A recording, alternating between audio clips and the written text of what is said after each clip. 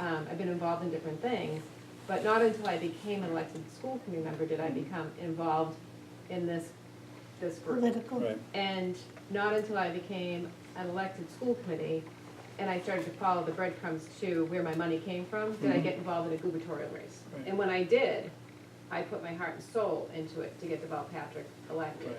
And since then, since becoming an elected official, I have put myself out there in every race that I think needs support and commitment. And I will continue to do that Yeah, because I think that's it's great. the betterment of, and that is why I'm a Democrat, because it's the betterment of my community.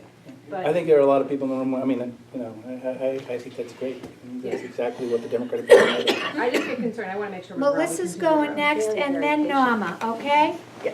All right, John- because we want to, what Melissa, time John, I is mean, John had his hand up. Oh, I'm too. sorry. That's all right. All right. Melissa, Norma, Melissa, John, Okay. go.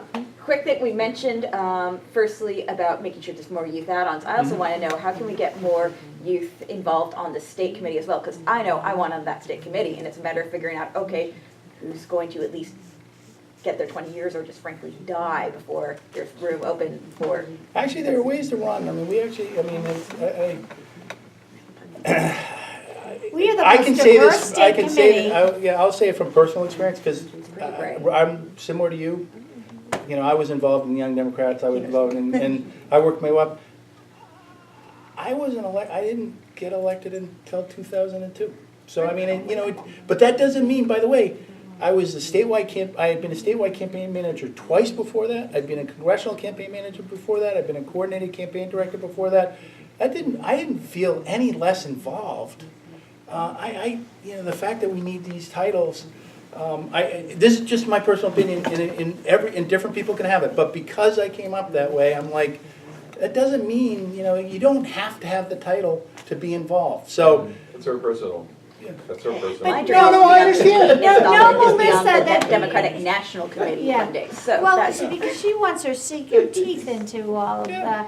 And- what formulates our Yeah. party, and he that's knows where me. you yeah. do it. He But knows there me are- from the Young Dems as well, But because there are a I bunch of, like, I mean, we just had two young Democrats just get elected on the Yeah, state and committee, I'm so. awesome. yeah. But my second bit beat, which is a quick one. So this year, the state convention is going to be the same place it was last year in Worcester. Sorry, I don't agree. What I want to ask about disability access, because I have a mobility disability. There's a big issue of getting like people with disabilities more involved, and even the disability access that was available was very difficult to get to. You have to walk halfway around the arena to get to. A matter of that, what is Well, the we've organizers already doing to had a fix this? walkthrough with the disability committee this fall. To be very clear, so everyone can understand, we have very few choices to hold conventions in this state. Okay, we can't afford Boston, and then so it only leaves the Tsongas Center, the Worcester Arena, and then Springfield. Springfield is not available because the casino's being built. Okay, the Tsongas Center is not a good place to hold a nominating convention. It's too small. So for this cycle alone, we really only had one choice because Springfield wasn't available. And for other people may have been to some past conventions. We tried Salem State. We tried UMass Amherst. They were not pleasant for the delegates that went. The facilities just didn't work. So we're focused on it. The disabilities, we have a disabilities committee, access committee that went out this fall, put together a list. We're working on this. We've got one person focused on it. So we are trying to make it even better than what exists there, and we will continue to push that. Very Next good. question. Norma, Yeah, Yes. I certainly agree with what I've been hearing here about the need to get more millennials involved. Yeah. My son is in New York, and they're a huge DSA group there, and they don't want anything to do with Democrats, and I keep talking, but it's to deaf ears. And I think those people, when I'm listening to Quentin Yeah. and that platform that he's putting out there, it's very much shared. Yeah. And I think we need an offense, as John was saying, we need an offense, not just a defense, up at the top and at every level to get people involved. One of the things, and I don't know what communication you have with the nationals, but one of the things that I'm starting to look into is what I heard the other day about the Constitutional Convention, which is getting frighteningly close. There are 6 states still needed to approve that, and the Republicans or the people who are driving this think they can get 4 of them, so that leaves 2.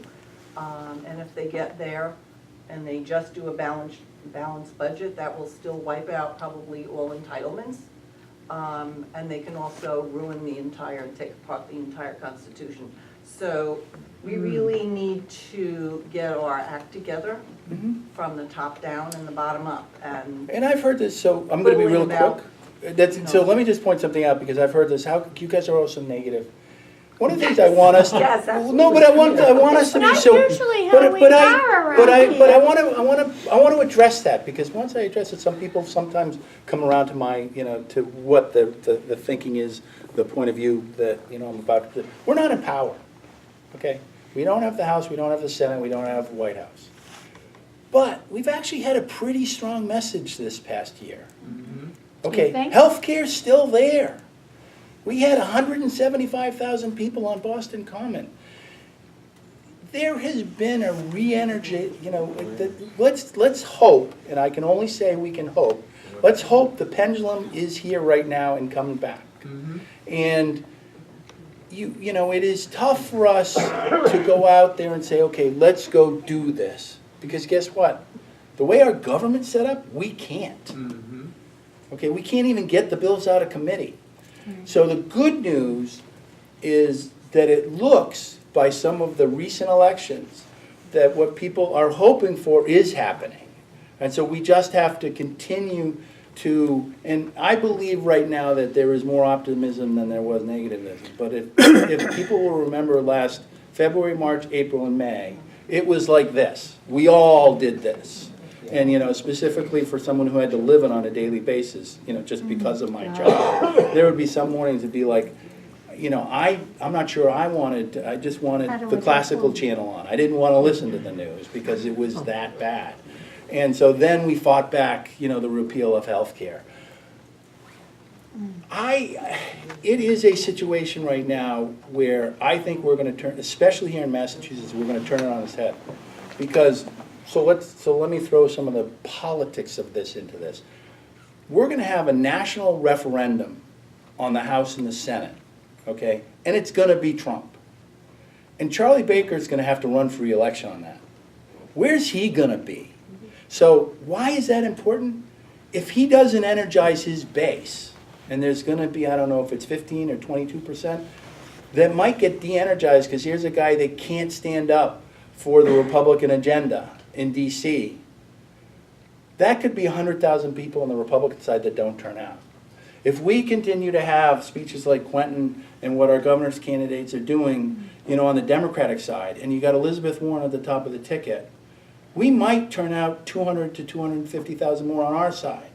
Okay, so that switches the governorship here in Massachusetts, which we desperately need to do. But that also is something that you'll see on the national level. So some of these stories you're reading about what happened in the Constitution, we might be able to throw all the bums out. And I can only say that that's my hope.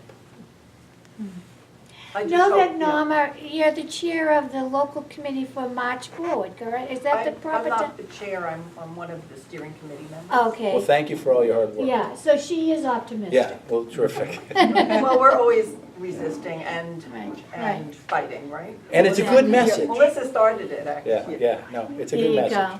John, Now, I know a lot of us been preaching to the choir, because I think we all agree with a lot of the same issues. That gets you through the primary. The reason we lost the election last time is that the Democratic Party walked away from the middle-class working people. Ignored them completely. The union Now, people. Trump spoke to them, Yes. but we all know he's lying. And nobody spoke to that class, because that's why I hate the primary system. It should all be one day. Because everybody preaches, I'm GBLT friendly, I'm pro-choice, I'm pro-women's rights, pro-racial getting around, and the Republicans are all there, I'm from God, guns, and free beer. And, everybody thinks that's the way it is. But after the primary, we gotta go, we're getting to the point, like in Boston, plumbers and electricians can't afford to live there. Correct. So who's gonna build them? Right. with disenfranchising the people who are paying the bills. You know, the millionaire tax, yeah, that sounds lovely. So the 1% is gonna pay an extra 3%. But the rest of us are still paying the bill. Correct. The Democratic Party deliberately went against somebody preaching for the working class Yep. because Wall Street was supporting a candidate who was for them. And the Democratic Party ended up getting a black eye because of that. I mean, I'm gonna And I disagree, haven't, I'm gonna disagree all I with that heard, statement. I candidates hear coming you. here I'm are still gonna- preaching to the choir. Yeah. No, I think we learned our lesson. I think that there are a number of people who recognize that we didn't speak to the middle class. Okay, one of the things that Bill Clinton was a master at in 1992 was it's the economy stupid. Okay? And there are many different observations that people can look at in 2016. And one of my observations, my personal observation, not the chair of the party, my personal observation, is we tried to run a campaign that elected an African-American president and not a white woman. And so here's my point. We tried to have the turnouts come from the really Democratic areas at the same level they would when it was a person of their own. And we didn't go to someone that looked like them and like make sure that they were with us. And that was one of the things that Bill Clinton realized, because he was a white man from the South, that, you know, I gotta talk to, you know, the Billy Carters of this world. Okay, I'll refer to it as that, and make sure that I've got them in a base, because I'm not necessarily gonna have, you know, the precincts that are voting 96% Democratic turning out the way I need them to, because I don't look like them. So, it's just an observation. I don't know that it's right or wrong because I wasn't in the rooms or anything else, it's just an observation. That being said, I think that there has been enough look back, and I've sat down with many of the union presidents and many of the elected officials in the state to point out that we can't walk away from that. And one of the things that I think that we've got going forward, going for us, is basically when you look at the Fair Share Amendment, okay, and what we were trying to do, and when you look at the PowerPoint that has been put together, that and the statement that it was made, that this started with, you know, basically Ronald Reagan in 1980. And from that point going forward, we have just seen the division and the equality of wealth just spreading because he decimated the unions. Okay? We need to get back to the collective level that we all do better when we work together. We are going to lose jobs to automation. We shouldn't be afraid of that. Okay, and the only reason why I say that is one time I was actually up in Gloucester, and there's a woman up there who runs a union shop, and they develop automated tools. She says, don't speak against automation. There are some of us that actually just do it, but we do it in a way where we believe that we're just making the worker a better worker. And so in other words, but we need to look at figuring out what we're going to do, because I don't think we can stop automation. What we need to do is we need to figure out how do we work with it. And one of the ways to do it, so this comes right out of the laborers movement, which is, hey, let's adopt an environmental platform that we need to change the way we consume energy. If we decided to change the way we consume energy, we would have a generation of jobs. Because we would get rid of the fossil fuel electricity that